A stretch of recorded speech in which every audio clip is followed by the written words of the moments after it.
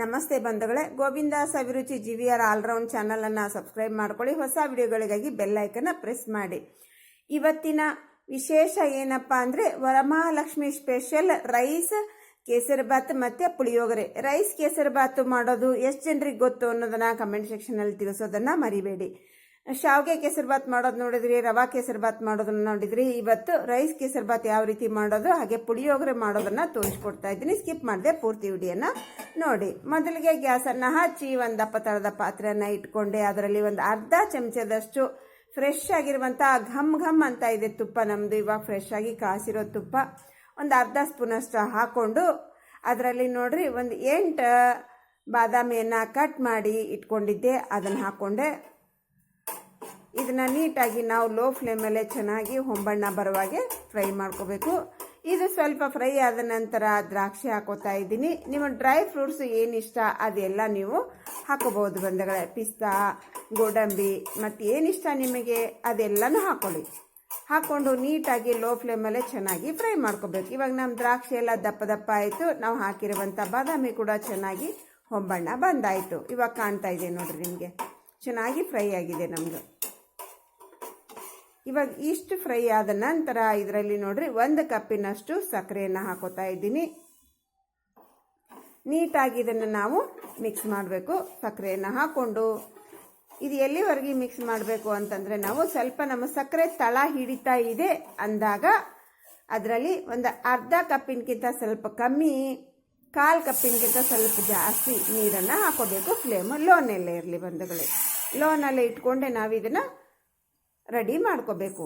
ಇದು ಚೆನ್ನಾಗಿ ನೀಟಾಗಿ ಲೋ ಫ್ಲೇಮ್ ಮೇಲೆ ಸಕ್ಕರೆ ಕರಗಬೇಕು. ಕೈ ಬಿಡದೆ ಈ ಥರ ನಾವು ಮಿಕ್ಸ್ ಮಾಡ್ತಾನೆ ಇರಬೇಕು. ಯಾಕಂದರೆ ನಾವು ನೀರು ಭಾಳ ಕಮ್ಮಿ ಹಾಕಿದ್ದೀವಿ, ಅದಕ್ಕೋಸ್ಕರ ಅದು ತಳ ಹಿಡಿಯೋ ಚಾನ್ಸಸ್ಸು ಜಾಸ್ತಿ ಇರುತ್ತೆ. ಹಾಗಾಗಿ ನಾವು ಕೈ ಬಿಡದೆ ಹೀಗೆ ಕೈ ಆಡಿಸ್ತಾನೆ ಇರಬೇಕು. ಯಾವ ಥರ ನೊರೆ ಬರ್ತಾ ಇದೆ ನೋಡಿ, ಬೇಗನೆ ಕರಗುತ್ತೆ. ಇದು ಸಕ್ಕರೆ ಕರಗ್ಲಿಕ್ಕೆ ಜಾಸ್ತಿ ಟೈಮ್ ತೊಗೊಳ್ಳಲ್ಲ, ಯಾಕಂದರೆ ನಾವು ತುಪ್ಪದಲ್ಲಿ ನಾವು ರೆಡಿ ಮಾಡ್ತಿದ್ದೀವಲ್ವ. ಹಾಗಾಗಿ ಇದರಲ್ಲಿ ನೋಡ್ರಿ ಒಂದಿಷ್ಟು ಏಲಕ್ಕಿ ಪುಡಿ ಹಾಕ್ಕೊಂಡೆ, ಹಾಗೆ ಸ್ವಲ್ಪ ಫುಡ್ ಕಲರ್ ಹಾಕ್ಕೊಂಡೆ, ಒಂದೇ ಒಂದು ಚಿಟಿಕೆ.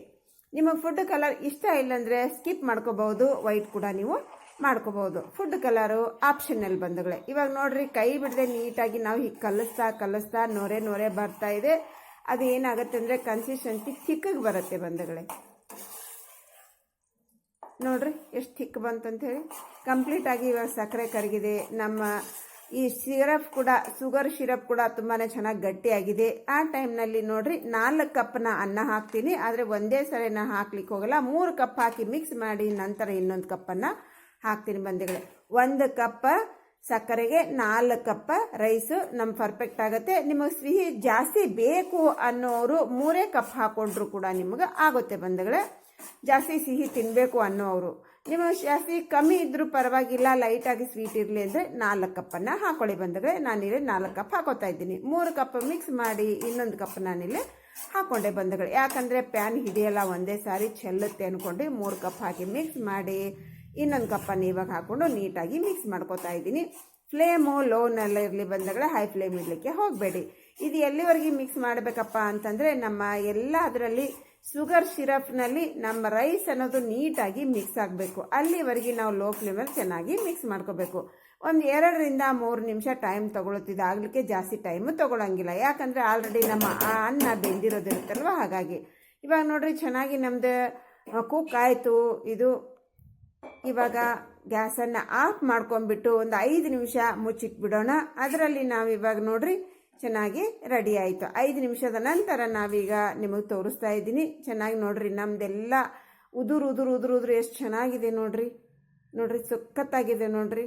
ನಮ್ಮ ರೈಸ್ ಕೇಸರಿಬಾತು, ಶಾವಿಗೆ ಕೇಸರಿಬಾತು ಮತ್ತು ಅನ್ನದ ಕೇಸರಿಬಾತು ತುಂಬ ಅಂದರೆ ತುಂಬಾ ರುಚಿಯಾಗಿರುತ್ತೆ.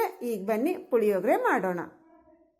ನಾವು ರೈಸ್ ಕೇಸರಿಬಾತ್ ರೆಡಿ ಆಯಿತು, ಪಕ್ಕಕ್ಕೆ ಇಟ್ಟಿವಿ. ಅದನ್ನು ಪುಳಿಯೋಗರೆ ಮಾಡಲಿಕ್ಕೆ ಒಂದು ದಪ್ಪ ತಳದ ಪಾತ್ರೆಯನ್ನು ಇಟ್ಕೊಂಡೆ. ಅದರಲ್ಲಿ ಒಂದು 2 ಚಮಚದಷ್ಟು ಎಣ್ಣೆ ಹಾಕ್ಕೊಂಡೆ.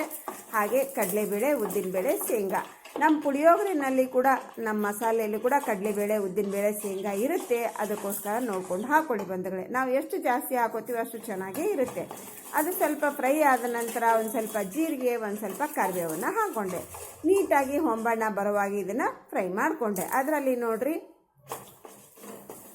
ಒಂದು ಚಿಕ್ಕ ಕಪ್ಪಿನಿಂದ ಅರ್ಧ ಕಪ್ಪಿನಷ್ಟು ಹೋಮ್ ಮೇಡ್ ಪುಳಿಯೋಗರೆ ಪೌಡ್ರ್ ಬಂಧುಗಳೇ. ಈ ಪುಳಿಯೋಗರೆ ಪೌಡ್ರ್ ನಿಮಗೆ ಬೇಕು ಅಂದ್ರೆ ನನ್ನ ಚಾನಲ್ದಲ್ಲಿ ಆಲ್ರೆಡಿ ನಾನು ಶೇರ್ ಮಾಡಿದ್ದೀನಿ. ಗೊಜ್ಜು ಯಾವ ರೀತಿ ಮಾಡಬೇಕು, ಪುಳಿಯೋಗರೆ ಪೌಡ್ರ್ ಯಾವ ರೀತಿ ಮಾಡಬೇಕು ಅನ್ನೋದನ್ನು ಗೋವಿಂದ ಸವಿರುಚಿ ಜಿವಿಯರ್ ಆಲ್ರೌಂಡ್ ಚಾನಲ್ನ ಸರ್ಚ್ ಮಾಡಿದರೆ ಬರುತ್ತೆ ಬಂಧುಗಳೇ, ನೀವು ನೋಡ್ಕೋಬಹುದು. ಅದರಲ್ಲಿ ನೋಡ್ರಿ ಒಂದು ಅರ್ಧ ಕಪ್ಪಿನಷ್ಟು ಹುಣಸೆಹಣ್ಣಿನ ರಸವನ್ನು ಹಾಕ್ಕೊಂಡು ನೀಟಾಗಿ ಕುದಿಸ್ಕೊಂಡೆ.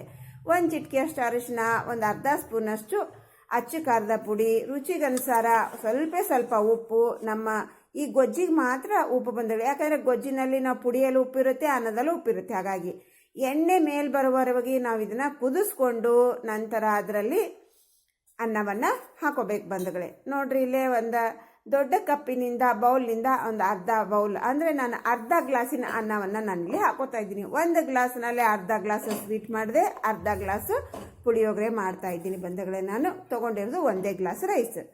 ಒಂದು ಗ್ಲಾಸ್ ರೈಸ್ನಲ್ಲಿ ಎರಡು ನಮಗೆ ರೆಡಿ ಆಗುತ್ತೆ. ನೀಟಾಗಿ ನೋಡ್ರಿ ಲೋ ಟು ಮೀಡಿಯಂ ಫ್ಲೇಮಲ್ಲಿ ಚೆನ್ನಾಗಿ ಇದನ್ನು ನಾವು ಮಿಕ್ಸ್ ಮಾಡ್ಕೋಬೇಕು. ಒಂದು 2 ರಿಂದ 3 ನಿಮಿಷ ಚೆನ್ನಾಗಿ ಮಿಕ್ಸ್ ಮಾಡಿಕೊಂಡ್ರೆ ನೋಡ್ರಿ ಇವಾಗ ಗ್ಯಾಸನ್ನು ಆಫ್ ಮಾಡ್ಕೊಂಬಿಡಿ. ನಮ್ಮದು ನೀಟಾಗಿರುವಂಥ ಪುಳಿಯೋಗರೆ ಕೂಡ ರೆಡಿ ಆಯಿತು.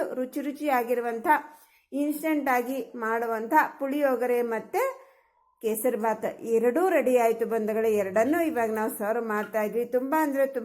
ತುಂಬ ರುಚಿಯಾಗಿರುತ್ತೆ ಬಂಧುಗಳೇ. ಈಸಿಯಾಗಿ ಮಾಡುವಂಥದ್ದು ಇದು. ವರಮಹಾಲಕ್ಷ್ಮಿ ಹಬ್ಬಕ್ಕೋಸ್ಕರ ಅಂತ ಅಷ್ಟೇ ಅಲ್ಲ, ಎಲ್ಲ ಹಬ್ಬದಲ್ಲಿ ಮಾಡ್ಕೋಬಹುದು. ನಮಗೆ ದಿಢೀರಾಗಿ ಸ್ವೀಟ್ ತಿನ್ಬೇಕನ್ಸಿದ್ರೆ, ನಮಗೆ ಸ್ವೀಟು ಖಾರ ಎರಡೂ ತಿನ್ಬೇಕನ್ಸಿದ್ರು ಕೂಡ ಪುಳಿಯೋಗರೆ ಮತ್ತು ಈ ಸ್ವೀಟ್ ರೈಸ್ ಕೇಸರಿ ಬಾತನ್ನು ಮಾಡಿಕೊಂಡು ಎಂಜಾಯ್ ಮಾಡ್ಕೋಬಹುದು. ಇದನ್ನು ಲಂಚ್ ಬಾಕ್ಸಿಗೆ ಒಯ್ಬೋದು, ಮಧ್ಯಾಹ್ನ ತಿನ್ಬೋದು, ರಾತ್ರಿ ತಿನ್ಬೋದು, ಯಾವಾಗ ಬೇಕಾದ್ರೂ ನಾವು ಇದನ್ನು ತಿನ್ಬೋದು ಬಂಧುಗಳೇ. ಒಂದು ಸಾರಿ ಟ್ರೈ ಮಾಡಿ. ಇಷ್ಟ ಆದರೆ ಬಂದು ಸರ್ಕಲ್ಗೆ ಶೇರ್ ಮಾಡಿ. ಯಾರ್ಯಾರು ಸಬ್ಸ್ಕ್ರೈಬ್ ಮಾಡ್ಕೊಂಡಿಲ್ಲ ಸಬ್ಸ್ಕ್ರೈಬ್ ಮಾಡ್ಕೊಳ್ಳಿ.